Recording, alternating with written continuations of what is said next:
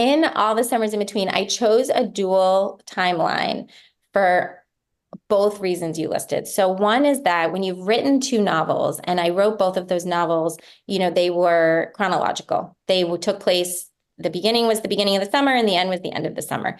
And as a writer, you want to be challenged and you want to take on something more complex. And I love reading dual timeline novels, but I'd always been terrified of writing them because they're so much harder. But in all the summers in between, a dual timeline became essential to tell the story. So this novel is about friendship, and it's about two young women who meet in 1967, Thea and Margot.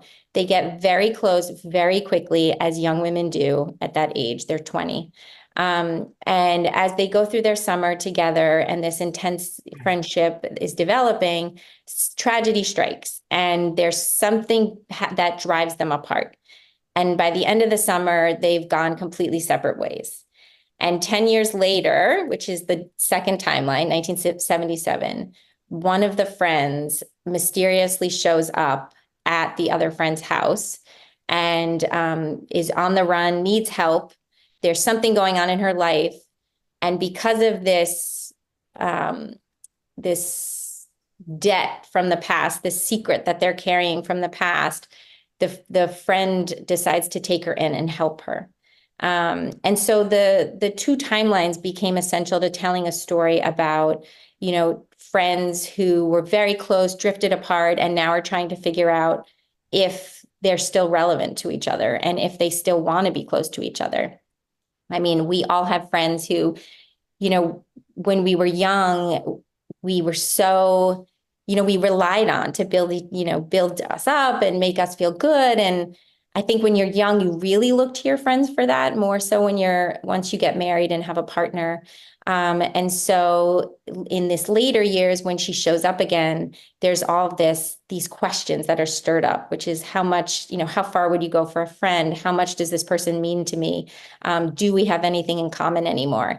And they sort of grapple with that in the second timeline in the book. I think that the second timeline was more interesting to write because the earlier timeline, there's a little bit of a honeymoon that goes on when you first make friends, right? You're sort of falling in love with each other in a sense, you're getting to know each other and you're doing everything together and everyone's always, there's like a lot of jokes and a lot of opening up. Everything's new and fresh. But I think writing the second timeline was so much more complicated because even, there's this baggage that has followed these two friends. And when the one friend shows up in her house, there's just this tension between them and, these walls that are up and these guards that are there, and writing a scene where you can tell that they meant something to each other, but they don't necessarily know how to connect to each other anymore was so challenging and so fun. It was like, because it's just like the tension between them is so thick. And writing that was really, really, really hard. But then there's moments where they kind of soften in a line or two or a gesture.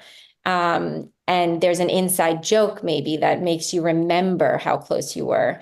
That happens between them. And I think just giving the readers those clues was what was so fun to write. The wife is keeping a secret from him and she's, so upset for herself, upset at herself for doing it, but she still continues to do it because she's trying to protect this friend of hers from getting found by authorities. So yeah, it was great fun. And then I think when he finally does realize this friend is there, it's like he explodes and he wants to get out of there, really, because like you're saying, it's like a nightmare to be around them. They're like, thick as thieves, then have this whole thing going, and she's protecting her friend and not putting him first. So he actually conveniently for my story has to go into the city to edit his work. So I kind of sent him away at times because I think having him there would have been a little bit annoying for the reader listening to him complain about them, right? Like there's only so much of that you can do.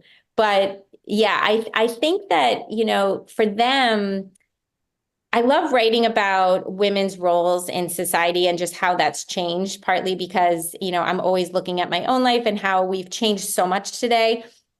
and women have completely different lives than they did in the past. And yet there's a lot of the problems are still there and still the same.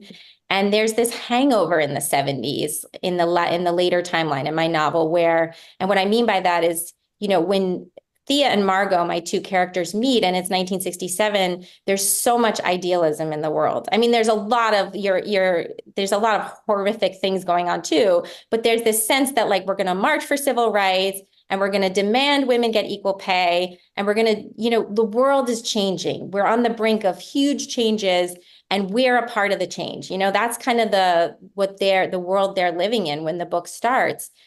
But ultimately, 10 years later, women are really in the same boat they were in 1967. Yes, maybe some of them, more of them are in the workplace, but they're still not getting equal pay. They're still struggling with taking on the bulk of childcare and housework. A lot of that idealism starts to slip away from them. And I think exploring that in the two timelines is also really, really fascinating. All three of my books, I knew the ending before I got there. I didn't know the middle. I think the middle is the hardest to write. I can write the beginning really fast and the end really fast. I don't necessarily know exactly what the emotional beat is going to be. I just know what's going to happen. So I knew from the beginning exactly what their friendship would look at the end of the novel. And I don't want to say what that is, but and so I was writing to that end. Due to the other friend, I knew very clearly, but what they said to each other and what the arc of the main character was not clear. But the actions were, if that makes sense.